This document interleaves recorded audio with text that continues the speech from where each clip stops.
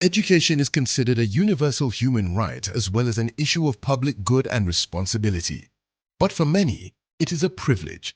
Getting enrolled in a reputable university or college is key to achieving your ultimate career goals. Craydel is an edtech startup that is building the tech infrastructure for African learners to search, match, and enroll to the best higher education that fits them from around the world. When you come to Craydel, you have access to more than 500 universities from 40 plus countries around the world. And we combine the best of technology and human counseling to make sure that every single one of our students gets the right match. And it doesn't stop there. We offer support end to end, from finding exclusive scholarships to supporting on the visa process. Because one thing that you can rest assured with is that at Craydel, we work for students. Using scientific career guidance, a transparent online platform where students can discover scholarships and apply to multiple universities using a single application form, Craydel is transforming how students enroll in their dream universities abroad.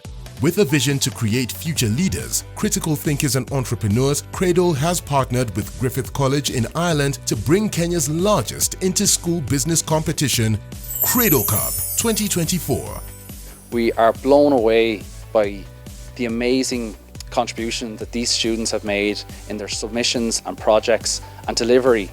And in Ireland as well, we share that ambition, innovation and entrepreneurial spirit, and it's an absolute privilege to be here at Craydel Cup, witnessing these amazing teams, and hopefully with their next steps on their journeys, with their studies and future developments with their studies in Ireland as well. It has been a long journey narrowing down the schools in order to get the best teams. So who can participate in this competition? Craydel Cup is designed for the students who are in the senior levels in high school.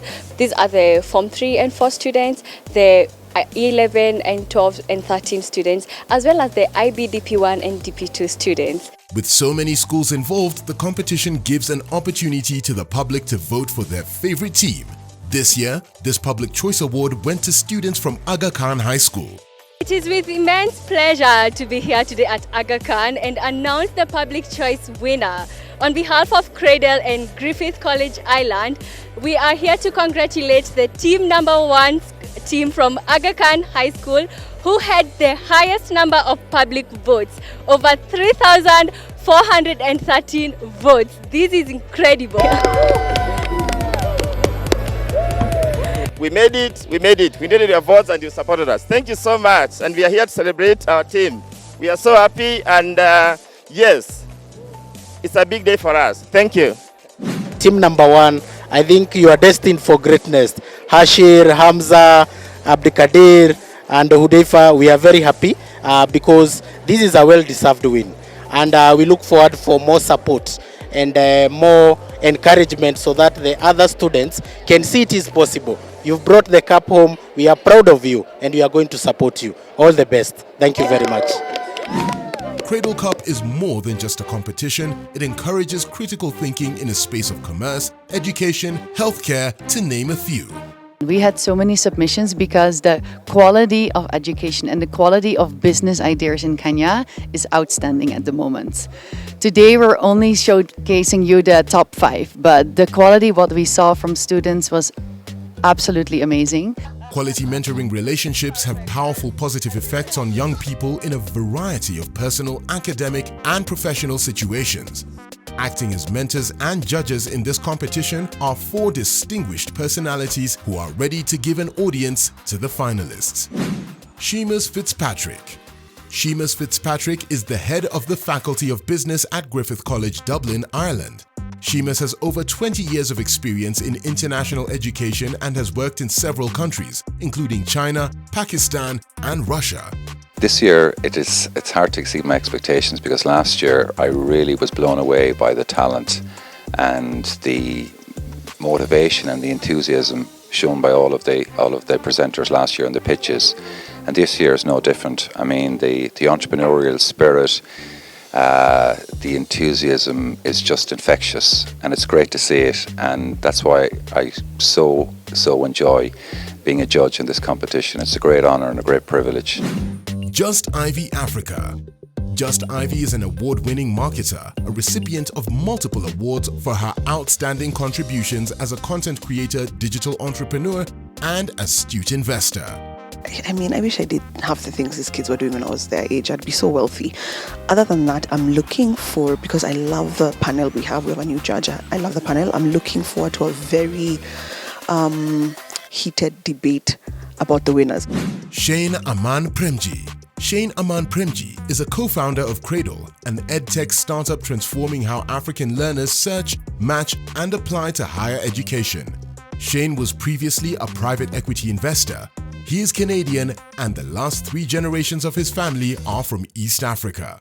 This is the second year of Craydel Cup, and what's particularly exciting is what we've seen is that this year the students have built upon all of the learnings from last year, and they've come up with ideas that are even more innovative, solving even more pressing challenges, and even more well thought out. Caroline Mutoko. Caroline Mutoko is a pioneering radio broadcaster in East Africa media. She was the first female radio host in the region and achieved the record-breaking revenues and audience figures. Her expertise extends to being a master of ceremonies and panel moderator. She is a passionate advocate for women and children, championing causes such as nutrition and access to sanitary pads. I want to see how big and bold they can think. Because I think sometimes, depending on where the education system takes us, and I will not get into that because I am very passionate about that, is that it can be a bit structured to just here's enough. If you can learn enough to pass your exam, it's enough. If you can learn enough to go into the next, segment, that's enough. And I think that's wrong. And with Craydel in this competition, what we get to do is see how far they go when we say, okay, fly. What can you do? What are you thinking? And then, is it based in any reality? Is it grounded?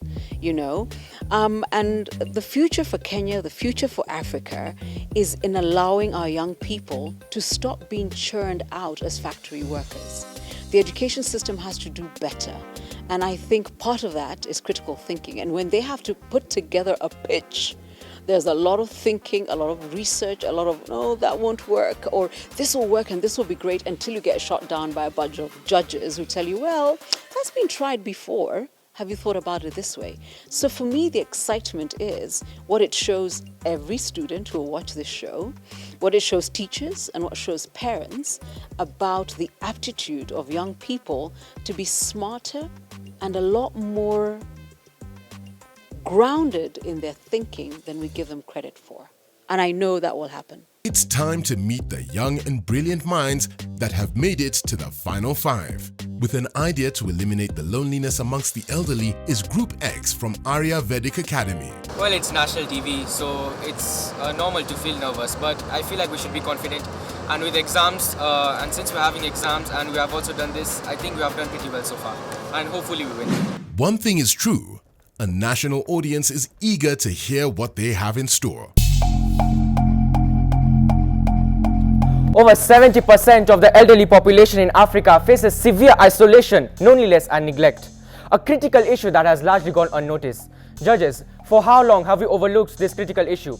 Well, until now, we are Eldervate, a groundbreaking initiative born out of deep love and commitment for elderly individuals.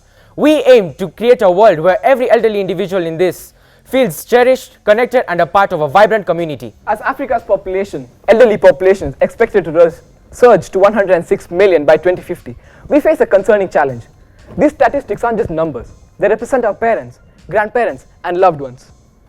The International Journal of Geriatric Psychiatry reveals that up to 70% of elderly individuals in some African regions face from severe loneliness, aggravated by urbanization and changing family dynamics. This leads to mental health issues, deteriorating physical health and loss of purpose. Kids, teenagers, adults, they have support and care, they have work, they have energy to spend, they are engaged and they are busy. But what about our retired grandparents?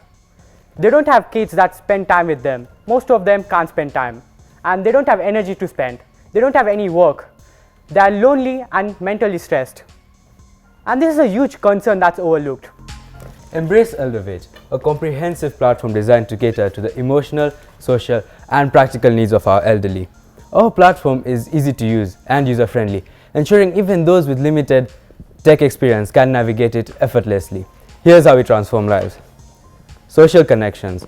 Our Eldervate helps elderly individuals connect with friends and family, reducing feelings of isolation. Number 2, mental health support, where we offer mental health resources such as one-on-one virtual counseling sessions and an AI-driven companionship which helps elderly deal with stress and anxiety. 3. Tailored entertainment. We offer a vast library of music, video, and many activities tailored to the preference of our users, keeping them engaged and entertained. 4. Medical supply ordering.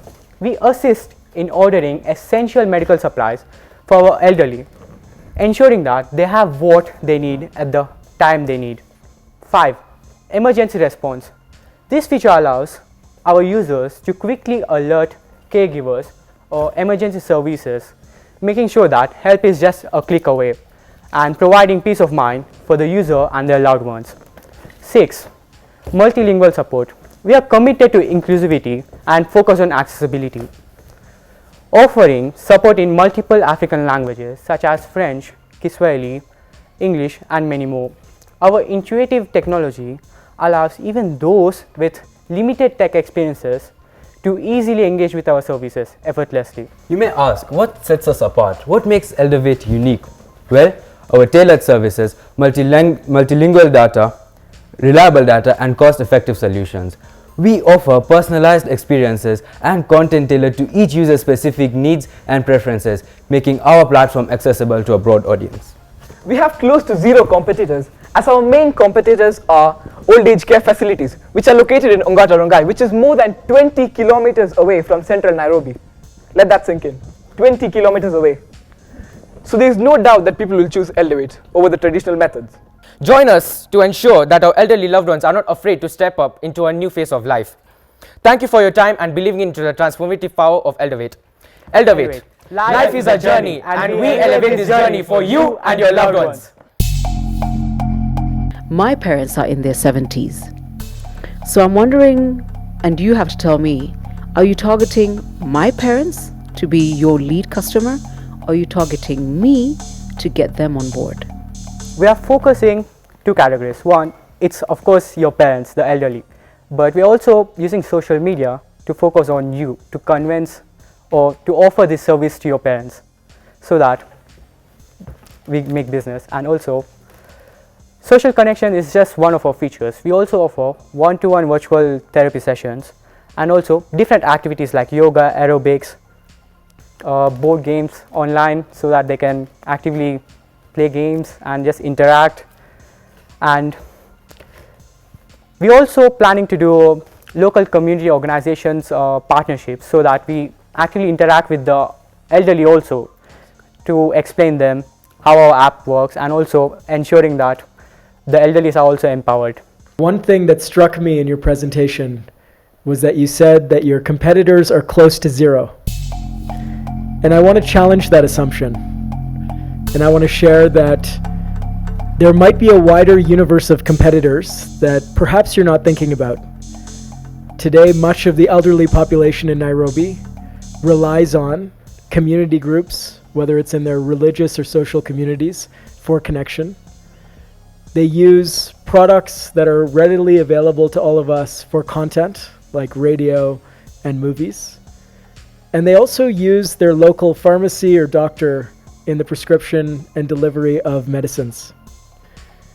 So given this competitive landscape, how do you make sure that your customer base uses Eldervate instead of going to the status quo? So how do you make sure that they use your product as opposed to doing what they already do today? Well, I could answer that. For, as you said, right, there are community groups and pharmaceuticals and that doctors.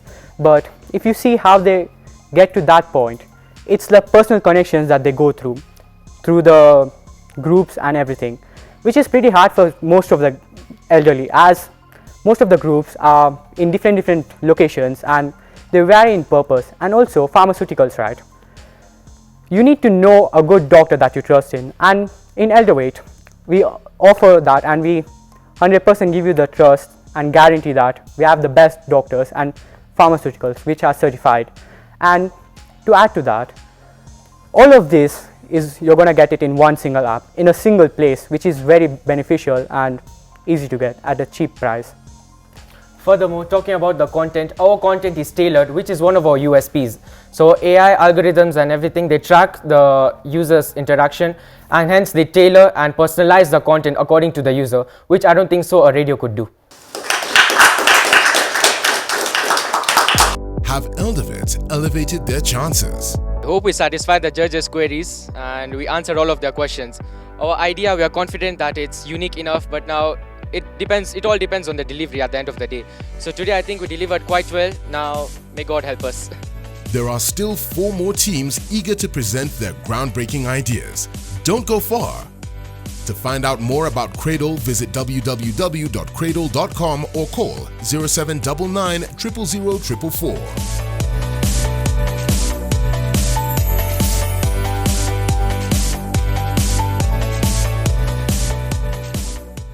Welcome back to Kenya's largest inter-school business pitch competition for high school students, Craydel Cup.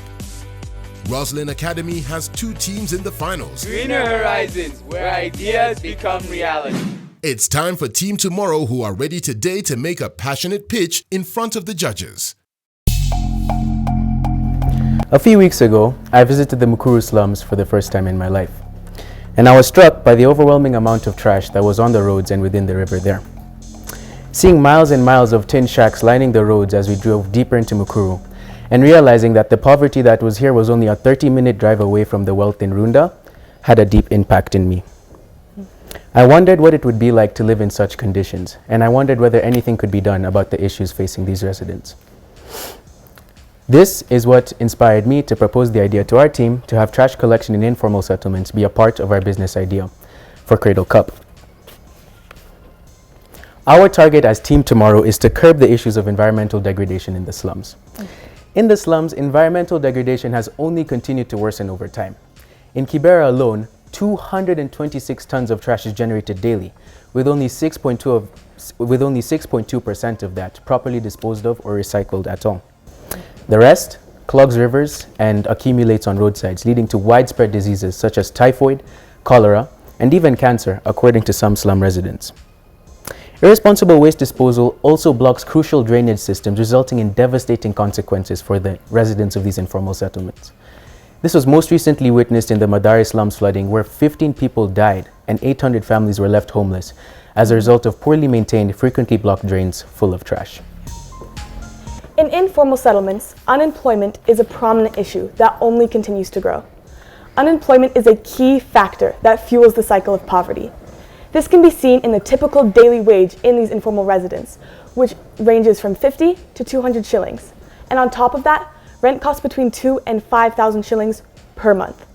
This leads to a taxing relationship between slum dwellers and landlords that contributes to homelessness, poor education, improper medical care, and a host of other problems. Finally, since 2021, there's been a crisis in the agriculture industry. Due to rising energy costs and problems with the supply chain, there's been a high demand for subsidized fertilizer, which has resulted in a sharp increase in fertilizer prices due to a scarcity of fertilizer. This dire situation, wherein the National Cereals and Produce Board, the CPB, fails to meet fertilizer demand, have left farmers in desperate need of an alternative. Now, I'm sure you guys have been on the news and have seen that this led to an increase in subsidized fertilizer, where a scandal took place. Police discovered rocks, cattle-licking salts, and sheep hair disguised as government fertilizer, sold for about 89,000 Kenyan shillings. Due to these exorbitant prices, farmers were unable to produce enough crop to meet the demand. As a result, basic food commodities such as flour increased in price, which then resulted in Kenya's food insecurity crisis to worsen. All these problems inspired us to work toward providing mature, affordable, organic fertilizer to farmers who are in desperate need of them. Our business model works to address 3 major issues that Kenya is currently facing today: unemployment and environmental degradation, both in informal settlements, and the fertilizer scarcity all across Kenya. Greener Horizons will tackle these issues while creating profit for everyone involved by establishing a circular economy.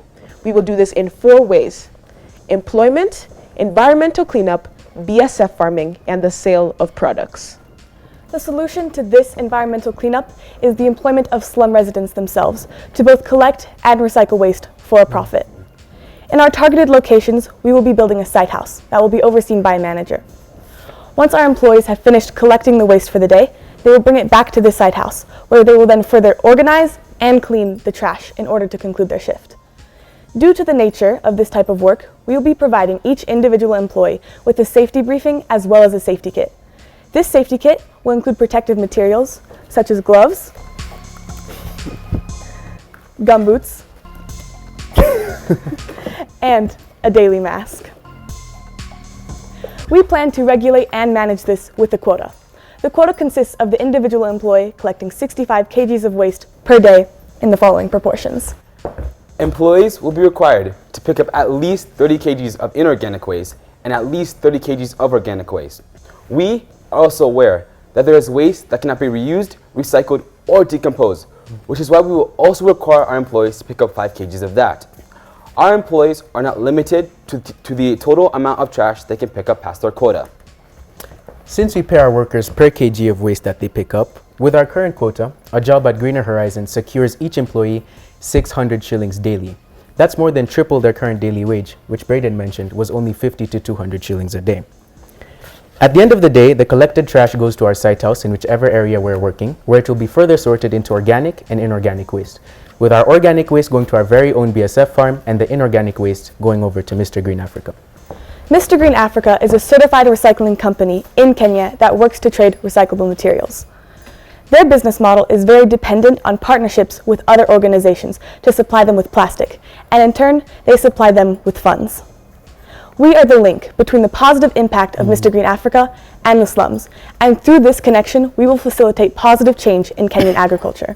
Now, our organic waste will go to our very own self-started BSF farm, where BSF, or black soldier fly larvae, will convert organic waste into stable, fast organic fertilizer, high-quality, full-fat livestock feed, multi-purpose oils, and quality skincare products through an 8 to 14-day process.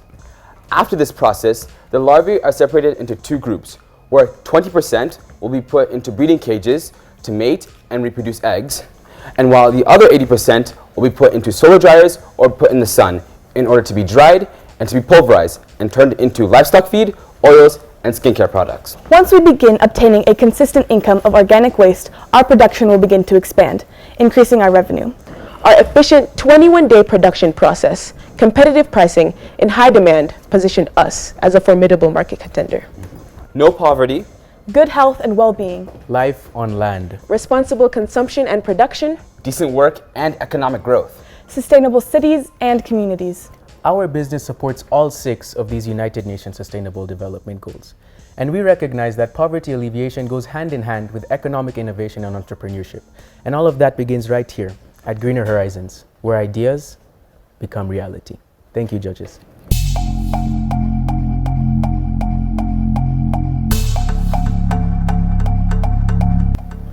Flying through the BSF farming. Did you get that joke? You're really flying through that. So have you guys thought about the regulations around BSF farming and also just the waste collection and waste management? I don't know if you also factored in how the costs of managing and running a BSF farm in the costs that you've given us. So talk to me about that. So for waste managing the BSF farm, we did do our research, and the waste in the slums is not contaminated. So we made sure that it's not contaminated because the BSF larvae cannot eat contaminated waste, otherwise they'll produce contaminated fertilizer. So we did our research and we made sure that yes, the waste from the slums is not contaminated, so it's safe to use. And then about initial cost for BSF farm. BSF farm costs about 140,000 shillings for initial cost, but after that there's very, very low maintenance cost. In fact, there's none, because you're just feeding the larvae and they reproduce. For example, with a sample of 307,000 larvae, the next month, over the 20 production process, the next month they turn 20 million larvae. And so which then allows us to then sell more livestock feed and produce more fertilizer, which means just increasing our profit. You're talking about massive quantities of waste, very bulky. And to manage that in, you know, in very diverse communities, you know, different levels of infrastructure, the collection of it, the times of collection, the moving from one place to another. Have you thought about just the logistics in terms of the trucks that you would need, the times, the project management that would be required day by day? So this is something that we have actually given a lot of thought to. And yes, transport is expensive, and it's lots of trash that we are transporting. But as a part of all businesses, you must invest at first in order to reap after. So we are not afraid of the initial investment costs and making these decisions. We're not afraid of that. Yes. Yeah. And to add on to that, you were talking about like these locations and how it would work, like the actual logistics of the transportation. And we would like survey the area we want to build in and find like a location easily accessible by like truck or van in order to build our site house that we mentioned earlier. Will their passionate pitch be enough to clinch the win? Regardless of if we place or not, all the other teams here are really great, and I'm super excited for them or for us, but we're just really happy to be here, and I think it went really well. Another team hoping to deliver a flawless pitch is Team Bambooties from Nairobi Academy. Facing the judges has their Bambooties in a knot. I've talked to Shane a few times, Sir Shane. He doesn't allow me to call him sir, and he knows me by name, which is terrifying, so when he asks me questions, I don't know how I'll handle that, but yeah. For me, it's Carol, because I feel like she's so confident, and like I wanna be like that. I'm not battering anyone up, but I wanna be like that. So when I'll be talking and I look at her, I feel like if she wouldn't know that what I'm saying, I'll just feel like I've said nonsense. But I'm really also excited to interact with her and like see how she reacts to our bits and the questions that she has to ask, because you know she's already a presenter, so she's like, you know, good at presentation and everything. So I am nervous and scared, not scared of her, but like I'm intrigued. With that said, let's see what this trio has in store.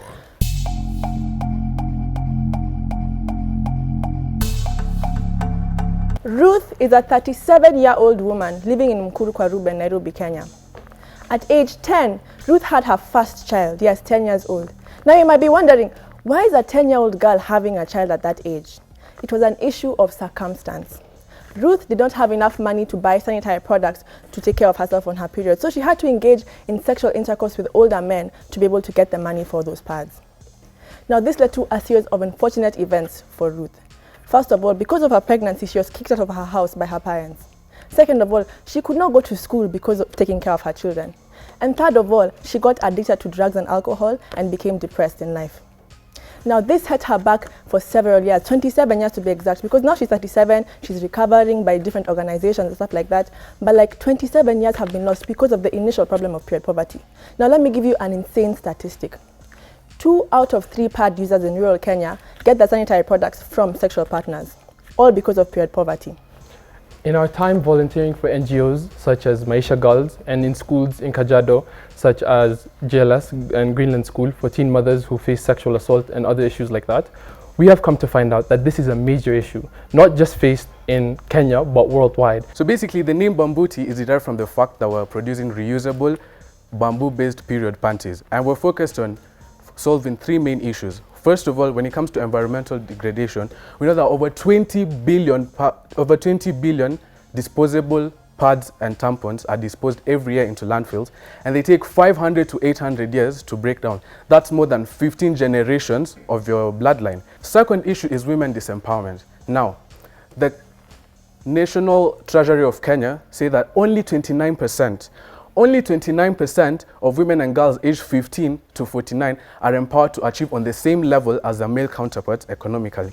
29%, that's an outrageous number. On our third issue is period poverty, the main issue. Now, please note that a woman has an average of 456 periods in their lifetime. 456, note that number down.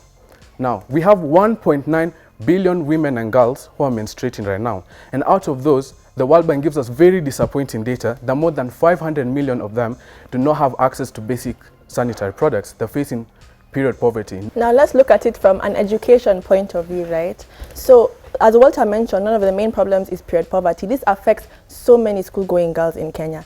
7 out of 10 girls in Kenya miss up to a week of school each month due to period poverty. That's 70% of the school-going girls in Kenya. That's an outrageous number. Now, the Ministry of Education shows us that this amounts to 6 weeks each academic year missed due to period poverty. And if you look at the entire high school experience of 144 weeks, this amounts to 24 weeks being missed due to period poverty. Now, how will we tackle this problem as Bambooties? 20% of our profits will go towards manufacturing the Bambooties that we're selling for the specifically to go to school-going girls who are underprivileged, so that they can be able to go through their periods like just smoothly and go to school without any interruptions. They can do their education fully and get 100% of the education just like their male counterparts. In terms of affordability, me personally, I use around 180 Kenya shillings on a packet of pads each month. Now, if you do the maths, in 2 years, 180 times 2 times 24 months, that amounts to 4,500 Kenya shillings. Now, stay with me when I'm doing these calculations. Now, when you buy our packets of Bambooties, which consist of 4 period panties, that is 2,520 Kenya shillings. If you do the math, 4,500 minus 2,520, that's 1,980 Kenya shillings saved. That's almost 2,000 bob. Now, Bambooties can last for more than 2 years if taken care of properly. So that's, in terms of durability, it's very strong in that. So imagine how much money you're saving in the long run by buying from our company. Now let's look at better for your body. So in terms of as compared to like disposable products, which normally have, like, I don't know if any of like the women have looked at the back of a packet of pads and tried to look at the chemicals that are actually going to the pads. I did it recently, and I couldn't even pronounce half of those chemicals that are going inside my body every single month. Now let's look at better for your planet. As Walter had mentioned, it's eco-friendly. How is it eco-friendly and sustainable? When you look at how we grow bamboo, it produces more yield per square hectare as compared to cotton. And it doesn't need as much water as cotton or as much chemicals to grow. And they grow rapidly at a rapid rate. So we'll be able to grow these things quicker and more efficiently than we would be able to grow it with cotton. Now let's look at better for a girl in need. Now, as I had mentioned before, we are planning to donate 20% to dedicate 20% of our profits towards manufacturing Bambooties specifically for school-going girls. Now, this means that when our customers buy our product, they're not only supporting themselves on that period, they're supporting a girl in need. That means that when you're wearing the Bambooties, you're not wearing it with shame, you're wearing it with pride, knowing that a girl in a rural part of Kenya is able to get the education and be able to become what they want to be when they grow up, just because of your purchase. Now you'll be wondering, if we're a social enterprise and we're selling the product at 2,520 shillings, how will women who can't already afford the simple, non-reusable and panties and pads buy our product? That's why our target market is middle class and upper class women. This is how it works. We'll sell to upper class and middle class women, and after generating a revenue, we'll take the net profit, take 20% from the net profit, and buy the product from ourselves for a reduced cost. Not a reduced cost, but the cost of manufacturing it, which is 440 shillings, and deliver it to the women for free. I'll get back to that. How are we going to reach that target market? Our team has come up with 2 solutions to reach the target market. First, in order to break into the niche that we want to break into, we'll have to use informative marketing. We'll have to talk to people, NGOs, and government organizations in order to break in. And then after informative marketing, we came up with an ingenious plan to reduce the cost of marketing. We'll use influencers who we've already contacted, who've already stated that this product, if it comes to the market, they will advertise for us for a very reduced price, because this is a social enterprise, so they want to help. Right, so you just wear it like this, then you change it, then you wash it, because that's how it's usable. You have to wash it that is very clean, because you don't want to get an infection. After the convincing pitch, Team Bambooties proudly shows off their prototype to the judges, who are bamboozled. As the first female to do a TV commercial for a disposable sanitary towel, it's very important that I ask you, what do you do with the fact that human beings are aspirational? And the target market you're looking for, you said, was middle class women and girls, who obviously kuomoka ni kununua hizi vitu. Good advertising, great TVCs, a shot at 1 million shillings each. And then there's your product. How do you get around that? Because remember, the disposables are aspirational. How do we make this aspirational? So I'd say, I think we'd go back to the aspect of having influencers. What I've noticed, and from my personal experience, if I watch, okay, most of us don't watch TV first of all. That's like the major thing. We don't watch TV, or mostly on social media. And social media is where the influencers are. We have the influencers. Influencers are called influencers for a reason. They influence people. If I was an influencer and I told you like this is the new thing, or I started a trend showing how this is the new thing, sote tutaomoka pamoja will use the product together. And I feel like it's not, we'll have to focus less on TV ads, because in terms of our population as Kuomoka, it's reached a point where the influencers are on the other hand, but then we'll also have TV. We won't like throw away TV ads completely, because Don't now you dare. Yeah. Right. And then if you show the story behind the product that they're wearing, I feel like for mainly middle class and upper class women who have like more disposable money, it would be like something that would touch their hearts and would buy.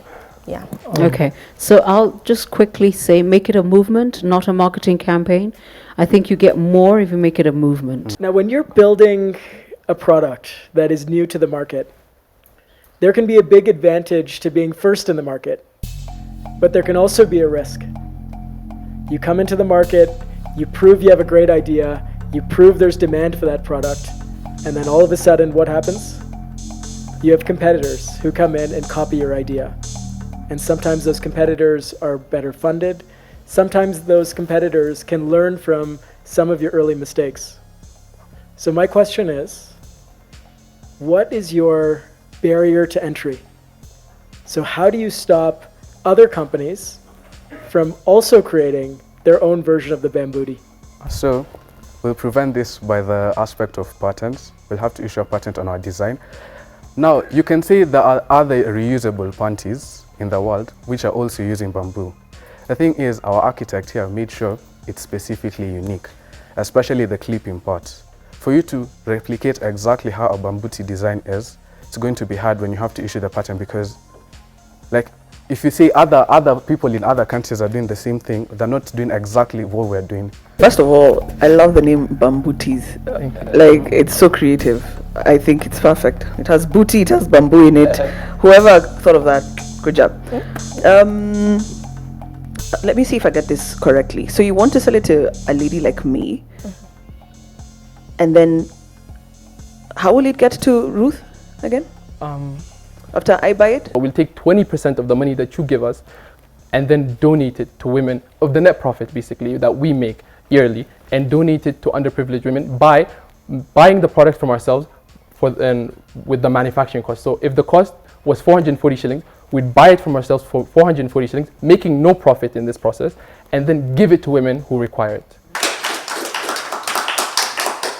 So how do they feel now?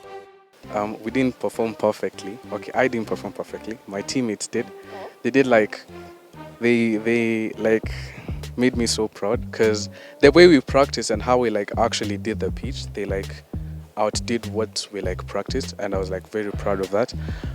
When it comes to the pitch, of course, you know, like when you get anxious and then as soon as you like do it and you're done with it, like all the anxiety goes away and you wonder where it was all coming from in the first place. So I'd say that's how I'm feeling. But we're waiting for the award ceremony, because we also still have high expectations as we entered with. But yeah, I'd say overall it was good. It was good. Next to face the judges is Team Carpe Diem from Roslyn Academy, whose business idea has a personal connection to both of them. Our idea is on mental health, and I have a very personal story of someone very near and dear to me who I lost due to mental health issues, and this really inspires me to give this pitch, because it's more than just a pitch. It means a lot more to me. And like, I also have a very personal connection to this business. I've struggled with my mental health, and I wish that I had the support that we're trying to advocate for this country. And so this is something I'm really passionate about. After a quick prayer, this duo is now confident and mentally prepared for what lies ahead.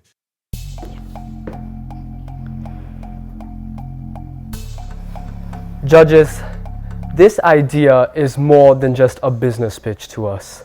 It's something quite personal to me, because had this idea been a reality sooner, someone I quite loved would still be alive today.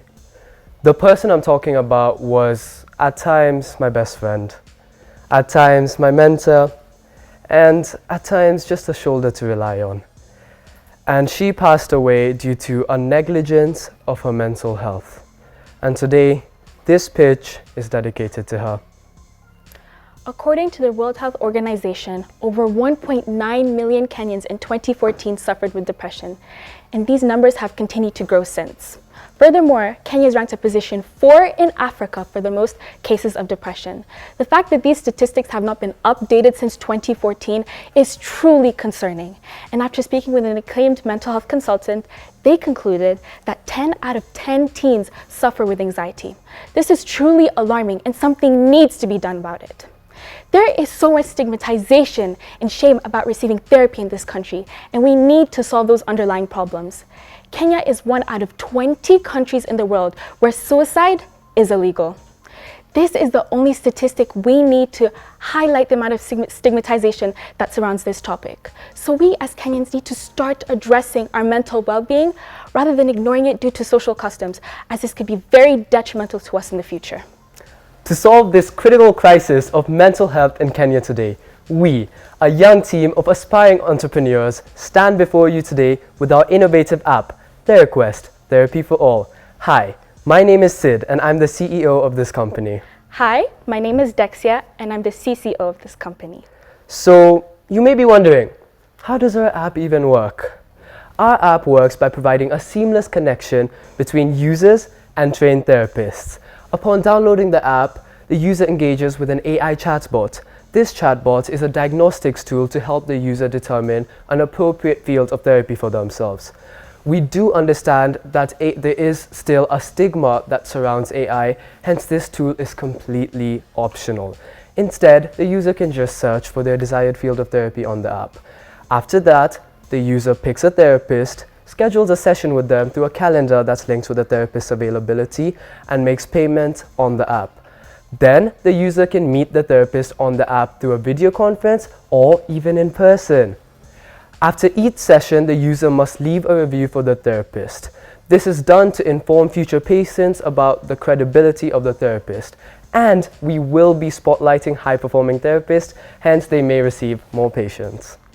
So, for therapists, once you download the app and indicate you are a therapist, you'll be guided to submit an application. This includes your work experience, certificates of education, and your field of therapy.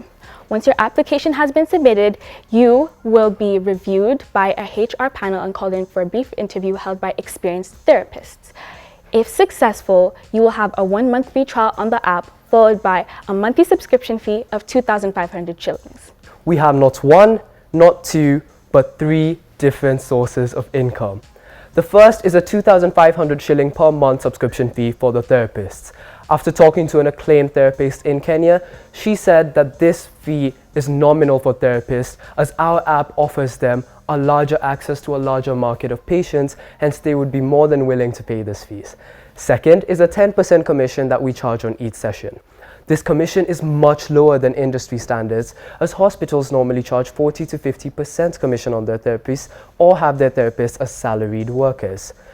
Next is perhaps our most exciting source of income, corporate packages. We'll go to national and international companies in Kenya and offer them tailor-made packages for mental health for their employees. There is no app in Kenya that currently links therapists to clients in need. We do recognize that there are websites such as Therapy Route and Wazi that give you therapist contacts, but you cannot use those websites to diagnose yourself with an AI tool, get linked to a therapist, host a video conference with said therapist, and pay through the app in one seamless and smooth transition. We are the pioneers of this industry. Now, you may be thinking, this is a really good business idea. It's super well thought out, but you may be asking yourself, are we as individuals able to handle such a large undertaking? Are we? Of course we are. We bring fresh and innovative ideas to the table, and we are highly motivated to prove our capabilities and succeed. We both have personal connection to this business, in which we are really passionate for and committed in every single aspect of it. Help us pave a better and a brighter future for Kenya. Theraquest, Therapy for All. Thank you. On the AI, I would have a slight concern. I know AI is like maths teachers hated when calculators first came out. They said that's the end of reasoning. We have to accept AI is here and it's not going away. But a self-diagnosis for somebody who's suffering from mental health issues, mental health is a very, very complex, and there's enormous variations in at the level of sickness when you have a mental health disorder and types of disorders. And I just think the AI app, it was good to see, I think that you said there was an option to actually, you didn't have to use the app, but I just think one would need to be very, very careful. You know, liability as well with the company, that if a patient, if something happened and it was, you know, as a cause of the app suggesting this disorder when it was in fact a completely different one, there's just something I'd be concerned about. We'd like to make a distinction very clear that we're not a telemedicine app, we're a therapy app. We're not going into the psychology of this. We're not going to be having psychologists on the app. It's going to be therapists, because when liability comes in, that makes matters very, very complicated when it comes to an app such as this. Hence, the AI, again, completely optional, and it will recommend a field of therapy for you. So like, if you're suffering from anxiety, if you need a mental strength coach, if you need a financial advisor, that's what it's trying to do. It's not going to diagnose someone and say, oh, you have ADHD or you have a mental disorder. That the AI, simply an AI does not have the capacity for that. You have a horse and carriage issue here. Africa needs therapy. Africa does not believe in therapy. Okay? So what are you going to do to ensure that as you grow into other parts of this continent, you go ahead and begin to enlighten and open the idea that therapy is required? Because, you know, Kenya is one thing, and we're at least having that conversation 50% of the time. We're not 100% there. South Africa, you know, they're also having a conversation.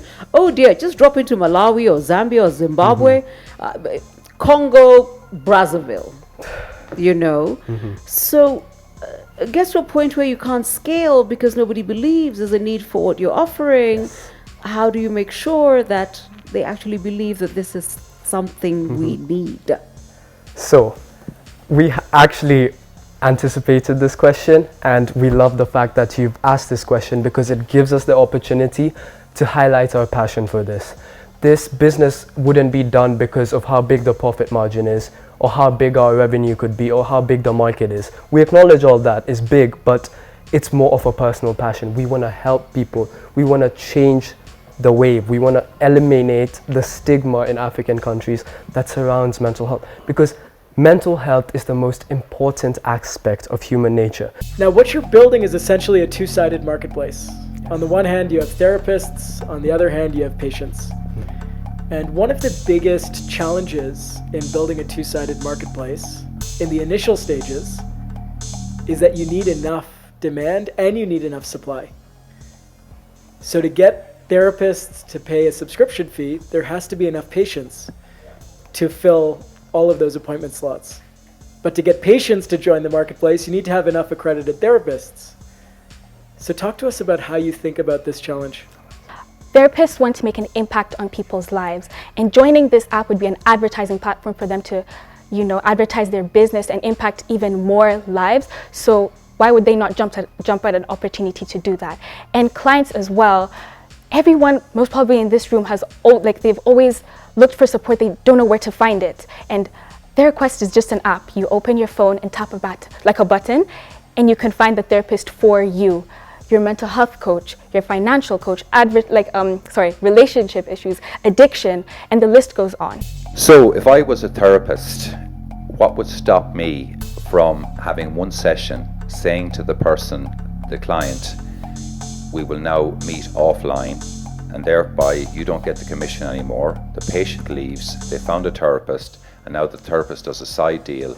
So they cut you out, the patient doesn't have to keep paying you, you know, so you're losing both revenue streams. How would you counter that, where somebody can literally have a session and then leave? So, as I answered to Judge Ivy's question, we have healing tokens, because we do acknowledge some things are simply out of our control.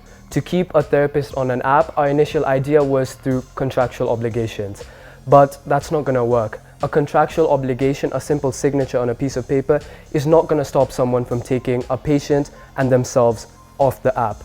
However, what will stop them is if the patient doesn't want to leave the app, and that's where the healing tokens come in. The patient is going to save money because of the healing tokens. if they do enough sessions and acquire an enough number of healing tokens, they can use those tokens to pay for the sessions, and that saves them the money. And who doesn't want to save a bit of cash? So okay, so I can see the angle for the patient, but just the therapist, where they can cut the cord and simply, they want to make money, and they can say, look, I can either make all this myself or I can share it with your company. So it's just something to be considered. Was their quest to convince the judges enough? I think it went absolutely marvelous because like I was really nervous before, but I didn't want to show it. But then as soon as I stepped on stage, the nerves just went away and everything went fine. It felt like the stage was the place I was born to be, you know what I mean? It was wonderful, ecstatic, yeah. So I went on with a lot of confidence, and I hope I portrayed that confidence in a positive manner. I just didn't want the questions to stop. The questions were challenging me to think, but I knew I had the answer to every problem that they could throw my way, and I just didn't want it to end. It's time for a quick break. When we come back, we hear from the final team and find out who will walk away with a 100% tuition fee from Griffith College in Ireland. To find out more about Craydel, visit www.craydel.com or call 0799 000 444.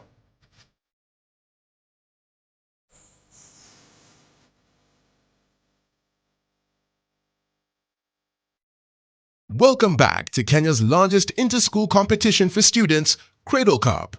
We are down to the last team, Team Marsville Gamma from Miranda High School all the way from Siaya County. Well, we're definitely expecting some serious challenge in there, some difficult questions, but we're ready for it. We've done all the preparations we could, we've done our research.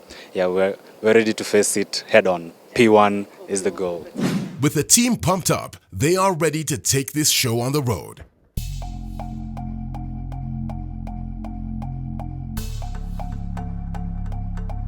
Who are we? At Dovetech Limited, we are dedicated to enhance the lives of people with special needs through innovative technology. First, what is the main problem we are trying to solve and why is it important? The main problem we are trying to solve is the lack of accessible and affordable mobility solutions. Currently, there are 253 million individuals globally who are visually impaired. In Kenya, there are 974,000 visually impaired individuals who are visually impaired. This just shows you how the market is immense. How does our product solve this problem?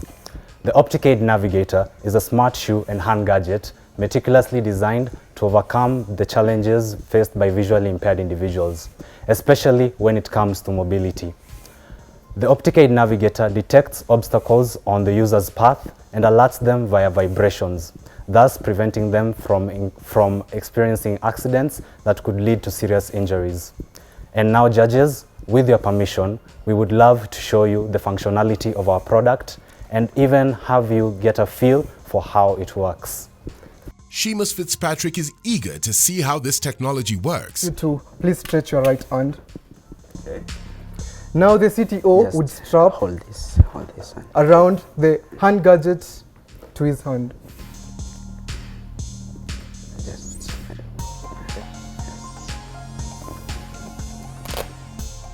He would now power on the hand gadget.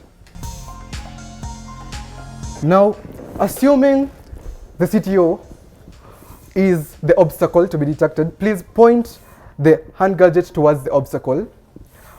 As he comes closer, the intensity of the vibration increases to indicate that the visually impaired individual is nearing the obstacle and should be alert.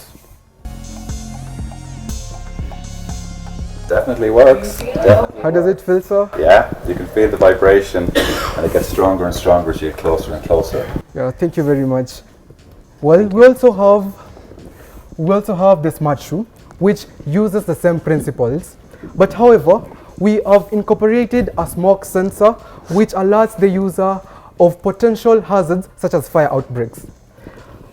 In case of a smoke, then the smoke sensor would beep, which is different from having obstacles in the path. This would even alert people in their surrounding, please. Now that is a case scenario where we have smoke. On the left shoe, we have incorporated a water sensor, which would alert the user of potential shallow water in their path, and this would prevent potential slipping hazards. Caroline Mutoko volunteers to test out the impressive shoe. So, let me hold this for you. Let me hold it. Okay, sure. Sorry. When I dip my hand in water. And Assuming that he's now stepping on a wet floor. Okay. Then he will know that he has to take caution he has to to prevent slipping. Yeah. Yes. So that's an add-on feature. Okay, got you. Thank you.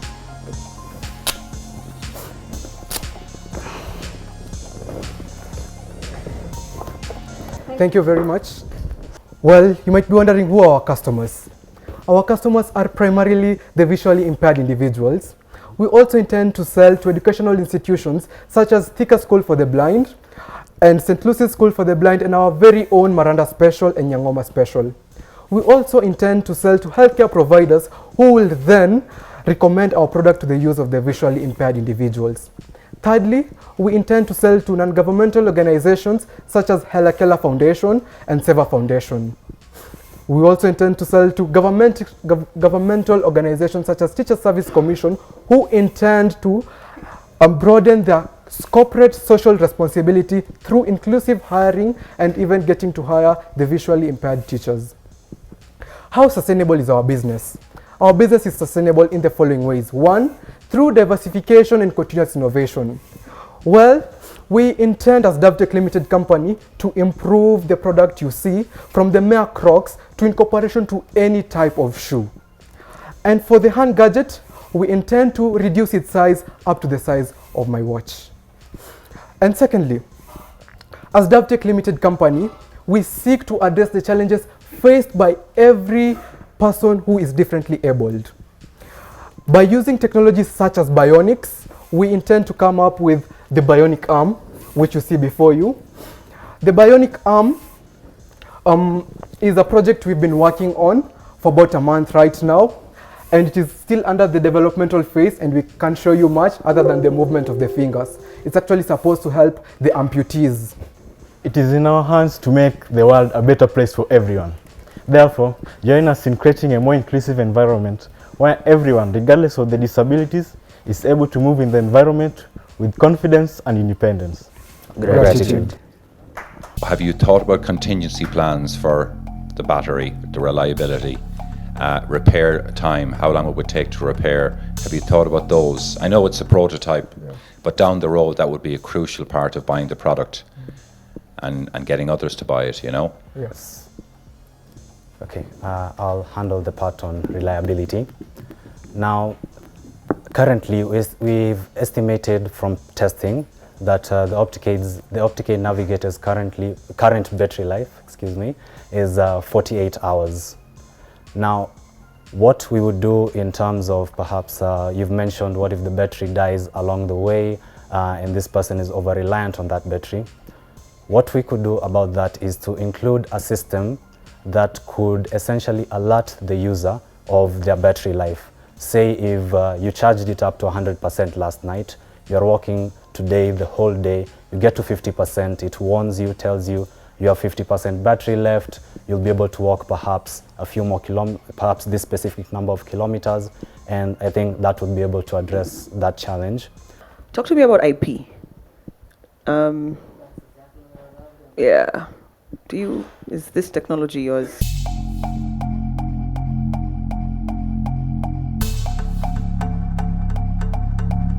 Do we own it, or is someone else in the world doing this? Well, it's our brainchild. We thought of it, and it was inspired by our visually impaired teacher. We thought, how can we help our teacher? Seeing the challenges he goes through every day, and he won't just be around the confinements of Maranda High School, he will walk outside the world. Current solutions that we have are primarily the white cane, human guides, and guide dogs. Therefore, at Dovetech Limited, we are the only ones who are using technology to address the challenge of mobility of the visually impaired. I want to build on the question that Ivy and Caroline, my esteemed judges, asked, and perhaps clarify in a different way. Did you come up with this idea yourselves? Or was this an idea that you found on YouTube or elsewhere and then you try to replicate it here in Kenya? We came up with the idea by ourselves and created the prototype by ourselves, coded it out by ourselves to make it function as we wanted it to function. And one thing that we did to make us stand out, as my teammates have already said, is the price. We have tried to make it at a lower cost than what is perhaps already in the market, because at 3,500 Kenyan shillings, then many more people can be able to access this than perhaps those other mobility solutions. And also, the plans that we have for the future, equally as my brothers have mentioned, we do not wish to stop at just the Opticade Navigator. This is but a start for Dovetech Limited. We wish to get to a point where we would even be partnering with companies such as Neuralink or developing such technology ourselves as implants, which could completely eradicate the problem of visual impairment. Yeah, so for now, this is what we were able to come up with. Have these inventors done enough? I thought I would forget everything, but when I went there, it just flowed smoothly like a river. Okay, I feel relieved after the presentation, and I hope it was wow. Yeah. It's time for the toughest part of this competition, the deliberation. It's going to be a hard decision for these judges who also play a mentorship role to all the teams. It is an honour and privilege to join esteemed judges, educators, family, and of course our Craydel Cup finalists.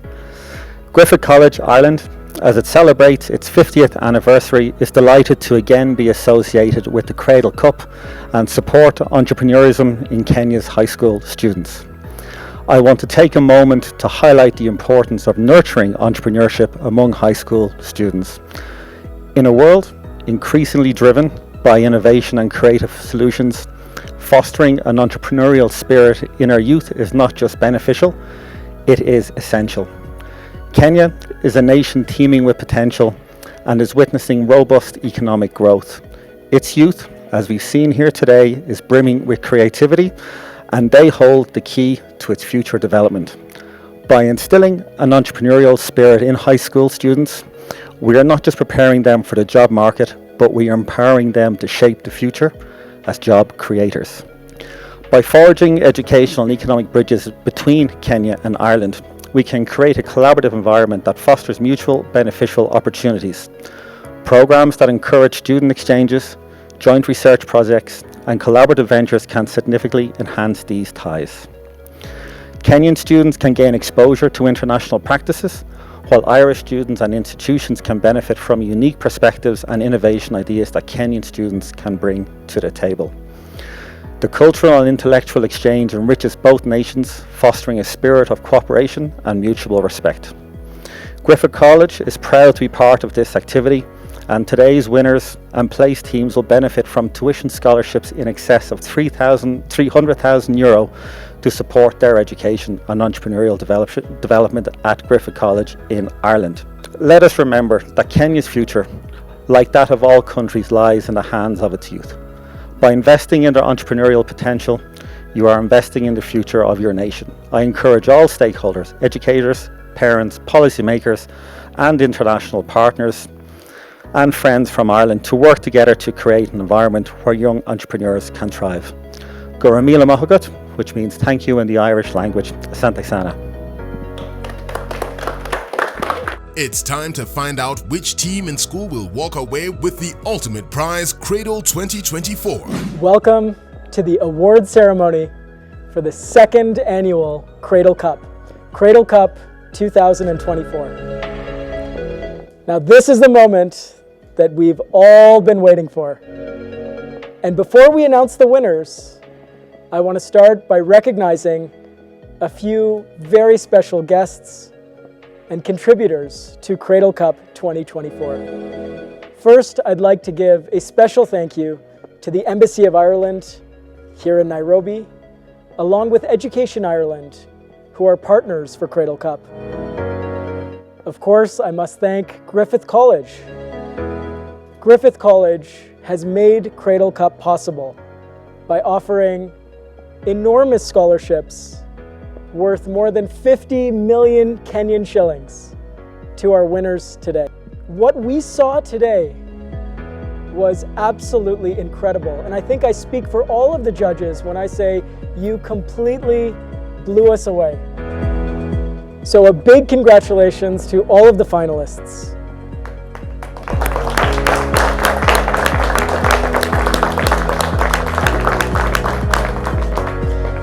And before we announce the winners of Craydel Cup 2024, I'd like to address to all of you, the finalists today. Today is a day where we would encourage you to think about what led you to this moment. Who are the people in your lives who have supported you, who have nourished you, who have cradled you to reach the potential that we saw today? To your teachers, your principals, your career counselors, to your parents, to your families, to your friends. Today is the day to think back to all of these individuals in your life who have supported you and continue to support you, and to take a moment to say thank you, asante sana. On behalf of the judges of Craydel Cup, it is my absolute pleasure and privilege to announce the second runner-up for Craydel Cup 2024. The second runner-up from Roslyn Academy is the Theraquest team.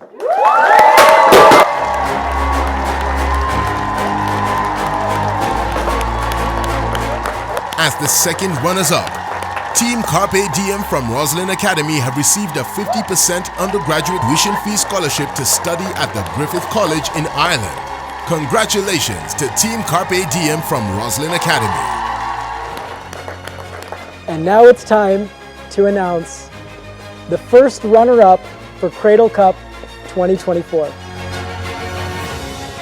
Now this is a team that inspired all of us with a solution to a problem that is very close to all of our hearts. This is a team that came up with a solution that has many layers to it, but every time we asked them a question, they had the answer. Without further ado, the first runner-up for Craydel Cup 2024 is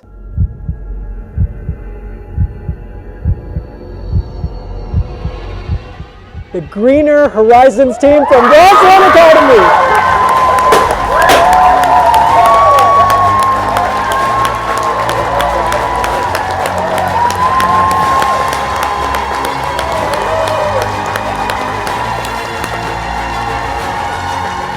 As the first runner-up, Team Tomorrow from Roslyn Academy have received a 50% undergraduate tuition fee scholarship to study at the Griffith College in Ireland. Congratulations to Team Tomorrow from Roslyn Academy. The stage is set and only one trophy remains. In a moment, we're going to find out who the winner is for Craydel Cup 2024. Now this winning team is going to receive full tuition fee scholarships for their entire undergraduate programs at Griffith College in Ireland. So the stakes are high. The winning team for Craydel Cup 2024 is a team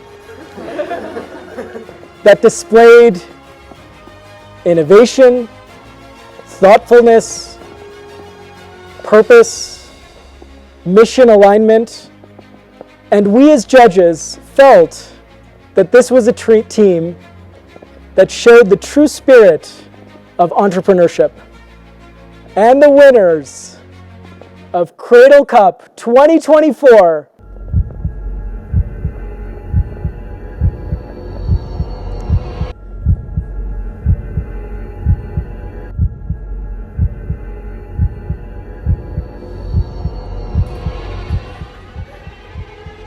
from Miranda High School.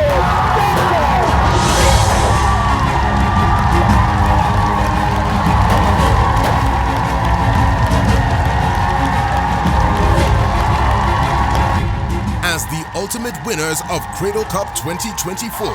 Team Marsville Gamma from Aranda High School have received 100% undergraduate tuition fee scholarship to study at the Griffith College in Ireland. Congratulations to Team Marsville Gamma from Aranda High School. We couldn't have been happier with the outcome of this competition. Obviously, we'd have loved to be in first, but to be third to teams so good, we're ecstatic, we're really happy. A huge thank you to you, Divine and Finette. I know you're going to watch this at home. And Miss Matika, Miss Jackie, thank you for supporting us along the way. We're so proud to have brought you something home to celebrate with us. This trophy is 3 times the size of my head, and it's really heavy. So like, Miss Matika, we made it! We made it! 2 and 3. 2 and 3. 2 and 3. 2 and 3. We cannot begin to express how excited we are that we won. It makes us so happy that all our hard work paid off. We just want to thank all of our guidance counselors that worked so hard to get us here, our friends, our family that supported us. Just the most amazing feelings, and thank you so much to all the judges. I'm so happy we made it here. Honestly, I didn't think we'd make it that far. I thought we would be like at best top 10, and then we made top 5, and then we got second place. So it's been really amazing. I think the person I want to thank the most is my dad for driving me all those early mornings to school. He didn't have to, but he did. Yeah, I just want to thank my mom and my family, and obviously these wonderful people beside me. We wouldn't be here without each other, and I'm so grateful and honored to have the privilege to be here, and yeah. I think I speak on behalf of all of us. We're just very thankful for the experience and the work we put in. I'm so proud of each and every one of these guys, and I think we also want to give all glory to God. Like we wouldn't have made it this far without Him, and He's really just been guiding our steps this whole process. So we want to give all glory to Him. I can't believe we've won this. We've done it. It's been a serious journey for all of us. I mean, a few months ago we were just running around looking for our school IDs to register for the Craydel Cup. Hectic time recording, hectic time editing, and all of that finally summed up to this. I feel like crying, but I'm very elated and happy. We're happy our hard work has come to fruition. I'm very happy for the boys. Very, very happy. Very, very happy for them. So for next year's Craydel Cup, or actually in the upcoming 10 years, I expect every school to join. Every school should submit at least one team with a business idea to outstand and demo their brilliant ideas for them to also win fully sponsored scholarships. To find out more about Craydel, visit www.craydel.com or call 0799 000 444.